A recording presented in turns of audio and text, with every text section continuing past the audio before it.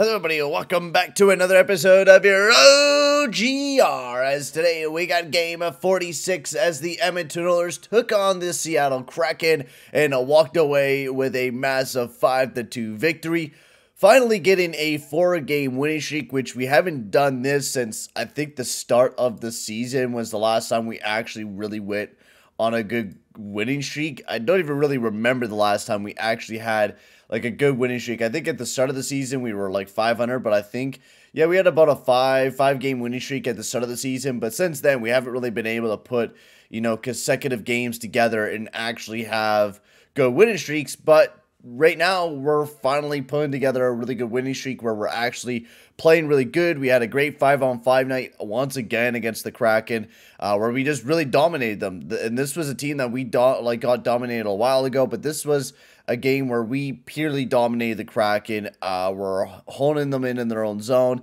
It was off to a little bit of a slow start, but once we really picked it up, we really turned it around and really picked it up against the Kraken, where we played pretty solid defensively and we're great offensively as well. Before we get into this one though, boys, I'd like to just say, if you are new to the channel, make sure to hit that subscribe button and hit that like button as well, as that'll be very much appreciated there, guys. So let's get right into talking about this game between the Kraken and the Oilers. Now, first thing I do want to talk about is how I am very disappointed on the fact that we did scratch Jesse Puljujarvi last night. I think Jesse Puljujarvi just has not been getting the respect from the Oilers fans that he does deserve. He's had a rough season this year, which I do get. Puljujarvi has certainly had a rough season. It has not been easy for the guy. Has not had his full confidence underneath of him. His shot still hasn't really developed very much over the last little bit. Sometimes he shows glimpses of it looking bloody amazing, and then there's other times where it just doesn't look great at all.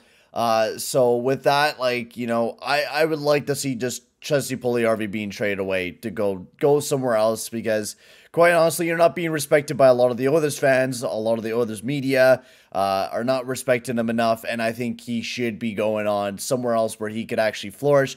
I believe that this is the next Nikushkin, and I believe that him going to another team, he will be able to flourish and become that elite level player. I'm really excited when he does end up going somewhere else and he does amazing, and everyone to say, oh, he would have never been able to do that in Oilers then. He would have never been able to do that, even though, yeah, he probably would have been able to do that if we actually, gave him a little bit of support. I laugh at it so hard when all the Oilers fans kept telling me, oh, you gotta show support for Barry, man. You gotta show support for Barry because you'll really turn it around, man. You gotta show that support for this player and this player. And then all the fans are like, fuck Puljujarvi, he fucking sucks, dude.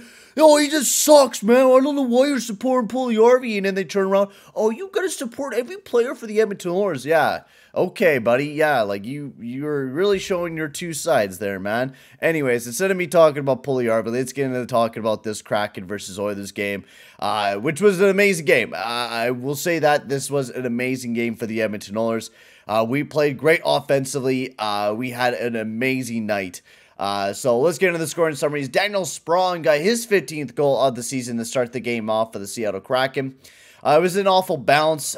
Sprong took the shot, and it tipped right off of Darnell Nurse's stick, right on the back of the net for the Seattle Kraken to get the game all started. Not the perfect way to start the game, but do not worry.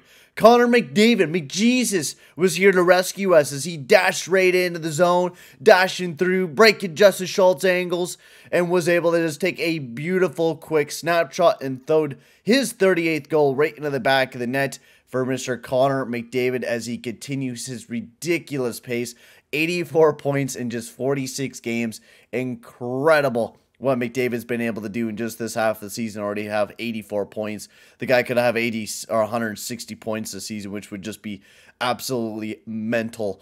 And then in the second period, we got some depth scoring from Mr. Derek Ryan as he got his 6th goal of the season. Very nice goal. It was a great shot for the point from Desharnais, and it just kind of tipped, and it kind of went into Martin Jones's 5-hole, and it was able to squeak out. He didn't see that it was just laying flat on the blue paint, and Derek Ryan was able to tap it home for his 6th. And then Foegele, on his ass, was able to throw his 5th in the back of the net for the Edmonton Oilers to give us a 3-1 lead. This was a puck that was bouncing all over the place. A few shots to the net from Draisaitl and Hyman. It was still bobbling. Foegele landed on his ass, and he was just sitting down and just slapped it right into the back of the net. to get his 5th goal of the season for the Edmonton Oilers. Then going into the third period, Vince Dunn got his 9th goal of the season. Great snapshot. Campbell was not able to make the nice glove save. This is definitely one that Campbell should have had without a doubt, but the glove kind of seemed like it collapsed in on itself, or he caught it wrong. And after that, Campbell was flawless, though. I do give it to Jack Campbell. He had another incredible game for the Edmonton Oilers. Once again, he has just been flawless. He's been really looking really good over the last few games, giving us some really good save percentages, and just he's been awesome to start off January. But besides that, I mean, really no bad defensive plays in this game either. The one goal on Sprung was a power play goal that done. We could have done a bit better maybe defending on the rush, but Jack Campbell should have made that save. He was so far out. He should have made that save easily. And then right after that, Zach Hyman got his 21st goal of the season. This one was a bit of a weird balance, as it went off of, I think it was Will Borgen of the Seattle Kraken. He basically poked it off his Zach Hyman stick, and then it like flew right into the back of the net. It was crazy goal to give us that 2-goal lead right back. And then McLeod got his 6th goal of the season by a nice little pass by Holloway. It was a really great setup by Hyman, getting over to Holloway, then Holloway threw right towards McLeod to bury his 6th goal of the season to put the Oilers up 5-2, and that was it for this game between the Oilers and the Kraken. As the Oilers, like I said, we played amazing this game. We had a great 5-on-5 night where we really just overall dominated them in this game. We had the most scoring chances. We were not allowing the Kraken to do basically anything. We had a really strong defensive night. I think the only time where we really didn't play great was at the start of the game. We struggled off the get-go, and for the rest of the game, we actually didn't play that bad. So I want to talk about a few things that I did like about this team is Nurse and Cece. We didn't play him as much 5-on-5 times. Nurse still did get a bulk of the minutes throughout the night, but I do give it to Nurse. He had a really good night for the Edmonton Oilers because I really like how they kind of split Nurse and CC up a little bit. CC's been getting tremendously a lot less minutes. He only played 15:49 in this game for the Edmonton Oilers, and I think CC has done a lot better since been giving less minutes out on the ice. LA, he only played 18 minutes. Anaheim, San Jose, only 15. Vegas, 19. He played a little bit more because he's going up against better players. But CC, you know, that is the type of minutes that I like to see for him. 16 to 19 minutes should be around the ice time that we give CC. We can't be giving this guy 20 minutes, 22 minutes per game and expecting him to play really good defensively every single night, because pure and simple, he is just not going to play that great every single night. So giving him a little bit of a break, I think, is definitely the way to go. And playing Desharnais almost 10 minutes was amazing, because Desharnais has been amazing for the Edmonton Oilers. A big 6'7" defenseman, has been playing incredible. I've really been liking his defensive abilities. I haven't really seen him make too many offensive mistakes. You know, like, he really just allows everybody else to kind of transport the puck up. He's been playing really smart defensively, and I really love what Desharnais has been able to bring. Now, of course, he's only been given like 10 minutes per game, but he's been incredible for the Edmonton Oilers so far and has been a real nice addition to that defensive core. It's kind of solidified a lot of things for this team, so I'm really liking the pickup for Desharnais, or not the pickup, the you know, the call up for him, and he's been incredible. I think better than Nemelainen, to be quite simple. I think Desharnais has been able to play quite better than what we've seen out of Marcus Nemelainen. Broberg and Bouchard had an incredible night, as Broberg continues to show how great he is. He's been really incredible this year. I know I've been one that's been advocating to trade this guy, but my God, has he ever been kind of turning this around and kind of making me want to keep the guy, because he's been incredible this year. And that's the thing, like, if we get a really incredible Broberg throughout the rest of the season, I mean, we could really turn things around defensively. And we might not even need Kulak, but Kulak and Barry have been quite well defensively, as well as they even had a really good defensive night as well. So the defense score had a pretty good night for those guys. They all played really strong defensively. I don't think there was really anybody that I'm going to really cherry pick out of the defensive core, because for once, we actually played really well defensively. We had a really good defensive night between all those defensive pairings.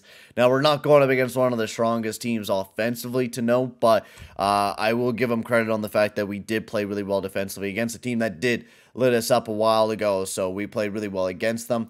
Offense, lots of offensive lines, so we're just going to kind of go over a few. Evander Kane, I forgot to talk about. He was back in the lineup today as well. Evander Kane did okay. I'm not going to say he was amazing out there, mostly because he just got back in the lineup after missing, what, like 20, 30 games out of the season. So he missed a pretty good bulk of the season. But seeing him back in the lineup, he did, he got a few big hits. He was in the dirty areas like he usually is. Just, I don't think had the full power in his wrist shot just yet, and I think that'll just be the case. Like, when you get that deep of a cut, it's going to take a while to get that muscle kind of repaired and get that hard wrist shot rate back. So I give it a week or so, and he'll be able to bury a lot of the, chances that he wasn't able to bury tonight. He'll be able to bury the next time around. But we'll get into the 5-on-5 lines. Costa, Nuge, and Janmark. They had an alright night. Didn't really generate too much offense. They played quite well defensively, but they were the line that got the most 5-on-5 minutes. Hyman, Draisaitl, and McDavid, they did pretty good. They didn't generate a whole lot of offense, but they did get a few goals on net. Holloway, McLeod, Ryan, I think they were actually one of our best in expected goals for on that line, and they got a goal themselves as well between those guys. And then also Holloway, McLeod, and Hyman did pretty good as well throughout the night. Otherwise, we had a pretty good night. We had just a lot of good things overall with the Edmonton Oilers, with our offensive core playing really good. Kane back in the lineup, which is just an awesome addition to have him back in the lineup. You get some more scoring out of him over the next few weeks. But overall, the Edmonton Oilers had an amazing game. Jack Campbell played absolutely massive for the Edmonton Oilers. Just a lot of great things going forward here that I could hope that we could continue to build upon. I think we got the Tampa Bay Lightning coming up on Thursday. We got the Canucks coming up on Saturday. So we could really potentially extend this winning streak that we're having right now and continue to get some big dubs, because honestly, we really do. We need to catch up to the Kraken, who have been on a massive winning slide, which we just gave them some L's. So I think if we continue the way that we're playing right now, we could really jump back into this division. We're not that far away from being the top in the division. We just have to keep playing like the way that we're playing right now if we do want to get back on top. But for now, guys, I'm going to end the video here. Thank you very much for watching, guys, and I'll see you guys all in the next one. Adios, amigos.